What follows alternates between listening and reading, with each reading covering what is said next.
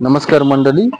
एक संतांच्या उक्तीप्रमाणे बोले तैसा चाले त्याची वंदावी पाऊले असे आपले लोकप्रिय व सर्व महाराष्ट्रातील सुरक्षा रक्षकांच्या आणि गोरगरीब गरजू लोकांसाठी व शिक्षक यांसारख्या सर्वांच्या मनात घर केलेले लाडके आमदार मान्य श्री ज्ञानेश्वरजी म्हात्रे साहेब. महाराष्ट्रातील सुरक्षा रक्षकांच्या खाकी वर्दीचा 1970 पासूनचा लढा लढण्यासाठी साहेबांनी आतोनात प्रयत्न करून मंत्रालयात सुद्धा लढा दिला आणि खाकी वर्दीचा विषय मार्गी लावला.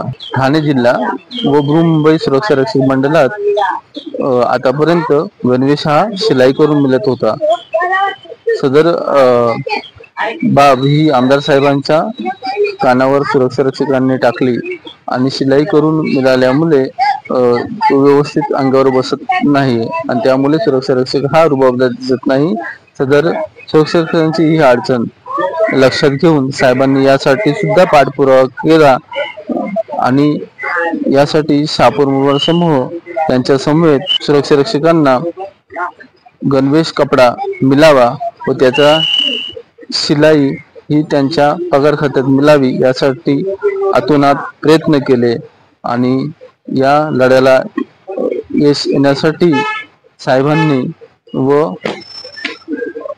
ठाणे जिल्हा मंडळाचे अध्यक्ष लोके साहेब यांच्या विशेष सहकार्याने व शहापूर मुरबाड समूह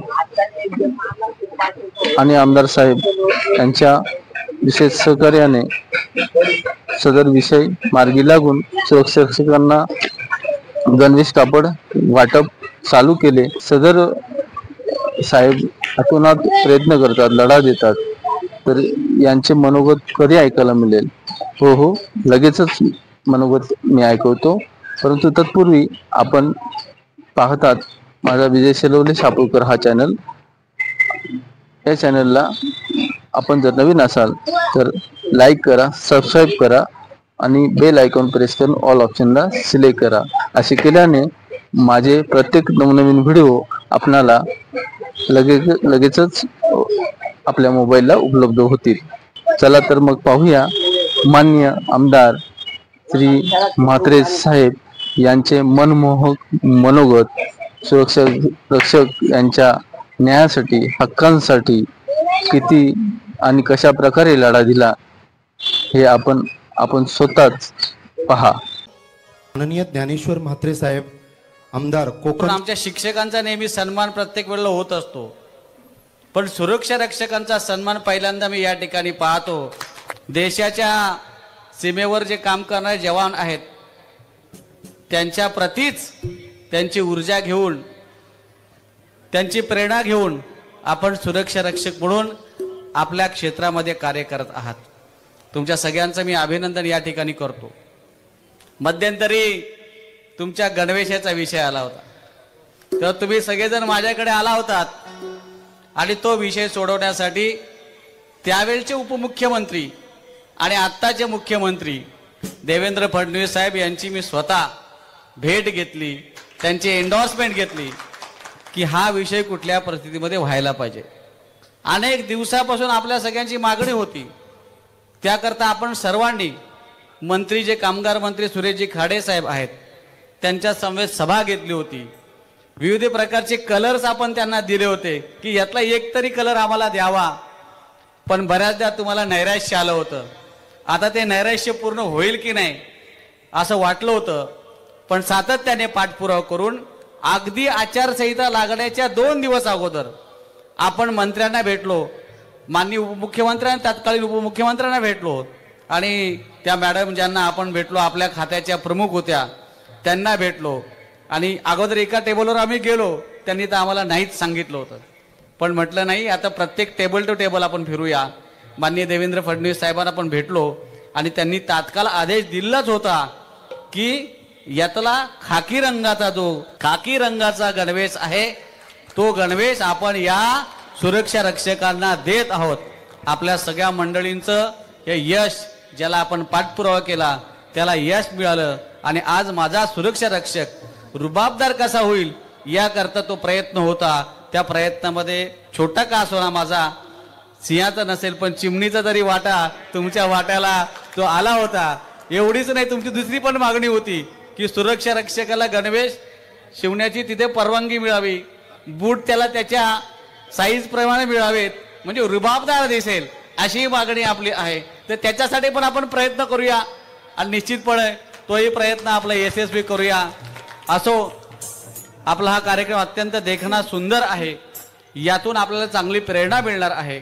समाजामध्ये प्रामाणिकपणे काम करणाऱ्या माणसाला नेहमीच कुठेतरी गुणगौरवलं जातं, हा संदेश आजच्या कार्यक्रमातून जाणार आहे. आपल्या सर्वांचं, या संस्थेचं मी खूप खूप अभिनंदन देतो आणि अशीच सुरक्षा रक्षकांची संघटना मजबूत राहावी, जेणेकरून आपल्याला अनेक ज्या ज्या अडथळे येतील ते अडथळे पार करण्यासाठी मदत होईल. आणि एक आमदार म्हणून मी तुमच्या सदैव पाठीशी राहून आपल्या ज्या काय मागण्या असतील, आपल्या अडचणी असतील त्या सोडवण्यासाठी प्रयत्न करेन, एवढं आश्वासन देऊन या ठिकाणी थांबतो. जय हिंद, जय महाराष्ट्र. नमस्कार सर. म्हात्रे साहेब, तुम्ही शेवटच्या या सरकारच्या शेवटची दुसरी कॅबिनेट, सर्वांच्या माहितीसाठी सांगतोय, या सरकारच्या शेवटची दुसरी कॅबिनेट होती आणि त्या शेवटच्या दुसऱ्या कॅबिनेटमध्ये म्हात्रे साहेब आमच्या सोबत मंत्रालयामध्ये 1.5 तास फिरले, प्रत्येक टेबलला फिरले, गृह मंत्रालयामध्ये उपसचिवांना जाब विचारून आमचा ड्रेस का नाही होत, एवढं तात्काळात का ठेवलाय कोणती गोष्ट.